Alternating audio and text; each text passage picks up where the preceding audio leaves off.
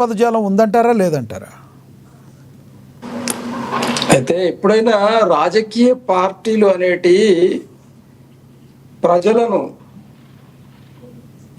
ముందు పెట్టి మాట్లాడుతూ ఉంటాయి కాబట్టి దీంట్లో ఈ పార్టీ ఆ పార్టీ అనేది ఏం లేదు. ఈరోజు అదే భారతీయ జనతా పార్టీకి సంబంధించినటువంటి 18 రాష్ట్రాలలో ఈరోజు పరిపాలనలో ఉన్నది. మరి అంతా బుల్డోజర్ రాజ్యమే కదా. మీరు చూడండి, మీరు పోలీస్ కేసులు చూడండి, ప్రజల హనన చూడండి. అన్నప్పుడు ప్రజల తరపున మాట్లాడేటప్పుడు ప్రజల ఆక్రోశాన్ని కేసీఆర్ గారు అక్కడ ప్రస్ఫుటపరిచిండ్రు. తప్పేముందండి? ప్రస్ఫుటపరిచిన 100%. ఈరోజు పోలీసు లాకప్లలో లాకప్ డెత్తులు జరుగుతూ ఉన్నాయి అంటే మరి పోలీసులు అనొద్దా? ఈరోజు ప్రజలు కలెక్టర్ గారి గుమ్మం దగ్గర, కలెక్టర్ గారి ఆఫీసులలో, కలెక్టరేట్లలో పడిగాపులు కాస్తా ఉన్నారు. వాళ్ళకి పనులు జరగట్లేదు. కలెక్టర్లను అనకూడదా? అంటే కలెక్టర్లు దైవాంశ సంబూతులా లేకపోతే పోలీసులు దైవాంశ సంబూతులా? అంటే ఈరోజు ప్రజలకు సేవ చేస్తామని చెప్పి మరి అపాయింట్మెంట్ అయినటువంటి ఈ అడ్మినిస్ట్రేషన్ లో ఉన్న మొత్తం అధికారులు వాళ్ళు ఈరోజు ఒక ముఖ్యమంత్రికి తొత్తుగా మారితే మరి ఆ అధికారులను కోపం కావాల్సిన విజయార్య గారు ఈ టాపిక్ గురించి కూడా మాట్లాడదాం. విజయార్య గారు ఈ టాపిక్ గురించి కూడా మాట్లాడదాం. కానీ ప్రధానంగా బీజేపీలోకి బీఆర్ఎస్ విలీన ప్రక్రియ, ఈ ప్రక్రియకి ఆద్యం పోసింది ఎవరంటే మీ కవిత గారే. ఎందుకంటే దీన్ని స్వయాన నేనే ఒప్పుకోలేదని మాట్లాడారు. మరి తన అన్నగారి మీద ఆ రకంగా మాట్లాడడానికి కారణం ఏంటి? ఈ రోజున సీఎం రమేష్ గారు దాన్ని పునరుద్ఘాటించారు.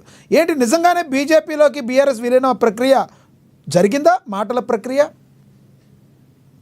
ఇప్పుడు చూడండి, ఒకవేళ నిజంగానే భారతీయ జనతా పార్టీలో విలీనం జరగాలి అన్నా కూడా, లేదు కాంగ్రెస్ పార్టీలో విలీనం జరగాలన్నా కూడా అక్కడ పార్టీ అధిష్టానాలు ఉన్నాయండి. సీఎం రమేష్ గారు ఎవరండి? నిన్నగాక మొన్న తెలుగుదేశం నుండి వచ్చి భారతీయ జనతా పార్టీలో ఈరోజు ఎంపీగా ఉన్నారు. ఆయన దగ్గరకు పోయి కేటీఆర్ గారు పోయి మేము పార్టీని విలీనం చేస్తామండి, మీరు జర మాట్లాడండి. వర్కింగ్ ప్రెసిడెంట్ అండి కేటీఆర్ గారు, తక్కువేం కాదు కదా. కవిత గారు జాగృతికి మెయిన్, మీ 2 పిల్లర్లు వాళ్ళు. కేసీఆర్ గారి తర్వాత మీరు అవునన్నా కాదన్నా హరీష్ రావు గారిని పోనీ మీరు పక్కన పెట్టేసిన వీళ్ళిద్దరు చాలా మెయిన్ కదా. ఎగ్జాక్ట్ అదే అంటున్నా. ఆ స్థాయి ఉన్న వాళ్ళు పోయి ఒక ఎంపీ గారి దగ్గర చేతులు జోడించి ఇంటికి పోయి మా మీద కేసులు పెట్టకండి, సిబిఐ వద్దు, ఈడీ వద్దు, జర మా దయించు నాయన అని చెప్పి రమేష్ గారిని కేటీఆర్ గారు ఇంటికి పోయి బ్రతిమలాడించొచ్చా? ఇది హాస్యాస్పదం అండి. అంటే చెప్పడానికి కూడా మేము వీడియోలు బయటపెట్టు, ఎవరో తనరు బయటపెట్టు, ప్రజలు చూస్తారు కదా. కానీ ఏదో బ్లాక్ మెయిలింగ్ పాలిటిక్స్ చేస్తూ, అటెన్షన్ డైవర్షన్ పాలిటిక్స్ చేస్తూ ఈ విధంగా ఒక కుటుంబాన్ని తుదముట్టించాలి, కుటుంబాన్ని ఉన్నటువంటి ఏదైతే గౌరవం ఉందో ఆ గౌరవాన్ని క్యారెక్టర్ అసాసినేషన్ చేయాలనే ఉద్దేశంతో ఈ విధంగా మరి అన్ని పక్షాల నుండి దాడి జరుగుతున్నప్పుడు ఖచ్చితంగా బీఆర్ఎస్ పార్టీ నాయకులు, బీఆర్ఎస్ పార్టీ అధిష్టానం ఎదురుదాడికి దిగుతుంది. దాంట్లో ఇలాంటి సందేహం పెట్టుకోవాల్సిన అవసరం లేదండి. ఒకటి, ఈరోజు తెలంగాణ పోరాటం 1919 పట్టుకొని 2014 95 సంవత్సరాల పోరాటానికి చెమరగీతం వాడి శుభం కాడు వాళ్ళకి రాష్ట్రాన్ని, తెలంగాణ ప్రజలకు స్వాతంత్రం తెచ్చినటువంటి, అదే ప్రజల సహకారంతో స్వాతంత్రం తెచ్చినటువంటి ఒక గొప్ప వ్యక్తి, ఒక తెలంగాణ రాజనీతిజ్ఞుడు కేసీఆర్ గారండి. ఆయనను పట్టుకొని నానా ముచ్చట్లు, నానా అవస్థ మీరు చూస్తూనే ఉన్నారు. ఒక్క పార్టీ అన్న చేసిన మంచి పనిని శ్లాఘిస్తున్నారా? వాళ్ళు దొంగలా? తెలంగాణ దోసుకున్నారా? ఇదే కదా పొద్దుగాలు లేస్తే వాళ్ళు మాట్లాడేది.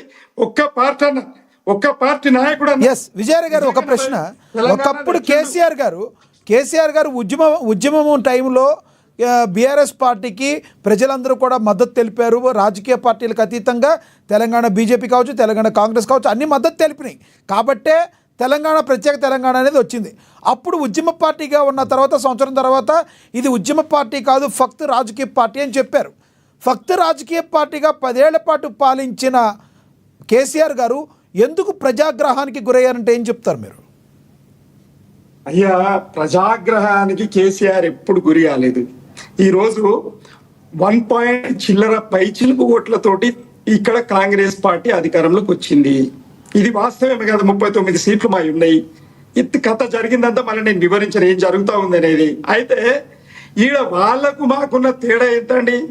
1 పాయింట్ చిల్లర పైచులకు ఓట్లతోటి గెలిచినటువంటి ఈ కాంగ్రెస్ మొత్తము ఈ రోజు కాంగ్రెస్ పార్టీని బొందబెట్టాలి, బిఆర్ఎస్ పార్టీని బొందబెట్టాలి అనే ఉద్దేశంతో చంద్రబాబు నాయుడు గారి శిష్యుడైనటువంటి రేవంత్ రెడ్డి గారు ముఖ్యమంత్రి కుర్చీ మీద కూర్చొని ఈ రోజు మోదీ గారితో కుమ్మక్కైపోయి, ఈ రోజు చంద్రబాబు గారితో కుమ్మక్కైపోయి ఇక్కడ కాంగ్రెస్ పార్టీ బొందలబడాలి, బిఆర్ఎస్ పార్టీ బొందలబడాలి. కేసీఆర్ గారు ఎవరు శిష్యులు అని అడుగుతారండి మరి వాళ్ళు కూడా. మా ఆచార్య గారు ఏం చేయాలంటే ఆ ముఖ్యమంత్రిని మొట్టమొదలు తొలగించి ఒక మధుసూదన ఏది మా గౌడ్ గారు ఉన్నారు, మన మధు గౌడ్ గారు, ఆ మధు గౌడ్ గారు లాంటి అతన్ని ముఖ్యమంత్రి చేసుకోవాల్సిన అవసరం ఉంది. ఎందుకంటే నీతి నిజాయితీతోటి పోరాటం చేసినటువంటి మొత్తం బీసీ నాయకులు ఈ రోజు ముఖ్యమంత్రులు కావాల్సిన అవసరం ఉంది. ఎందుకనంటే మధు యాస్కి ఇక్కడ ఇంకో పాయింట్, మీరు మాట్లాడిన దానిలో ఇంకో పాయింట్ ఉంటుంది విజయ్ గారు. నేను నా గొంతు కోసుకునైనా ఒక దళితుడిని ముఖ్యమంత్రిని చేస్తా అన్నారు, మీరు అది చేశారా? అది అడుగుతారు వాళ్ళు మళ్ళీ. ఒక్క సెకండ్ సరే, అక్కడ వెంకటరెడ్డి మాట్లాడతారు, మా గురించి వెంకటరెడ్డి మాట్లాడుతాడు. అయితే నేను ఏమంటున్నా, ఈ రోజు మధు యాస్కి గౌడ్ గారికి డిక్లేర్ అయిపోయింది తెలంగాణ రాష్ట్ర అధ్యక్ష పదవి. అక్కడ మధు యాస్కి గౌడ్ గారిని బొందబెట్టి ఆయనను గెలవనీయకుండా, ఆయనను ముఖ్యమంత్రి కానియకుండా, ఆయన రాష్ట్ర అధ్యక్షుడు కానియకుండా ఎవరు కుట్రలు పండినరండి? ఈ రోజు ఒక బీసీ బిడ్డను బొందబెట్టినటువంటి రేవంత్ రెడ్డి గారు ఎవరు పన్నారు? చంద్రబాబు నాయుడు గారు పుణ్యాన డబ్బుల మూటలన్నీ అమ్మగారి కాళ్ళ దగ్గర పెట్టి తెలంగాణ ధనాన్ని దోస్తున్నారు ఈ రోజు రేవంత్ రెడ్డి గారు. అది ఆచార్య గారు చెప్పాలి, ఎందుకంటే ఆయన కూడా పోరాట యోధుడు, తెలంగాణ తెచ్చినోడు. మరి ఈ రోజు ఏం జరుగుతా ఉంది? కాంగ్రెస్ ఖచ్చితంగా ఈ రోజు రేపు పొద్దుగాల లోకల్ బాడీ ఎన్నికలలో రేవంత్ రెడ్డి గారి ప్రవర్తన వల్ల ఇంకొక ప్రధానమైన ఆరోపణ కూడా మీ బీఆర్ఎస్ మీద ఉంది విజయరే గారు. ఒక ప్రధానమైన ఆరోపణ, ఆంధ్రోళ్ళారా పోండి అన్న కేసీఆర్ గారే ఆంధ్ర నాయకులందరినీ కూడా నెత్తిన పెట్టుకున్నారని ప్రధాన ఆరోపణ ఉంది. ఆరోపణే కాదు, మీరు ఇచ్చిన సీట్లో కూడా మెజారిటీ % ఆంధ్ర నాయకులకు చాలామంది మీరు సీట్లు ఇచ్చి మీ గొప్ప ఔదార్యాన్ని వాళ్ళ పట్ల ఉన్న చాటుకున్నారు మీరు. మరి కాసేపట్లో మీ దగ్గరికి వస్తాను సార్, మళ్ళీ వస్తాను. మనతోటి వెంకటరెడ్డి గారు ఉన్నారు, బీజేపీ నేత. సార్ మాట్లాడండి. అయితే ఈడ ఇష్యూ ఈస్ ఎట్టి పరిస్థితులలో లోకల్ బాడీ ఎన్నికలలో బిఆర్ఎస్ పార్టీకి రజతోత్సవ సభను చూసిన తర్వాత భారతీయ జనతా పార్టీ గాని కాంగ్రెస్ పార్టీ గాని చెమటలు పట్టిన మాట వాస్తవం. ఇది ఎవ్వరు కాదని లేని సత్యం. ఎందుకంటే తెలంగాణ ఉద్యమంలో జనాలను చూసిర్రు, మళ్ళా రజతోత్సవ సభల్లో జనాలను చూసిర్రు. ఎందుకంటే ఇచ్చిన హామీలు ఏవైతే ఉన్నాయో చేతగాని హామీలు ఇచ్చి అమలుకు నోచుకోలేక ఏం చేస్తాం రాబోయ్ రేవంత్ రెడ్డి తెలంగాణ కూర్చుని పెట్టుకున్నామని చెప్పి మా కాంగ్రెస్ వాళ్ళు కూడా ఆగమాగం అయిపోయి ఇక రేవంత్ రెడ్డి ఏమన్నానని పోయి తిట్టనిగా కేసీఆర్ గారిని, ఆయన తిట్లతోటే ముఖ్యమంత్రి అయ్యాడు.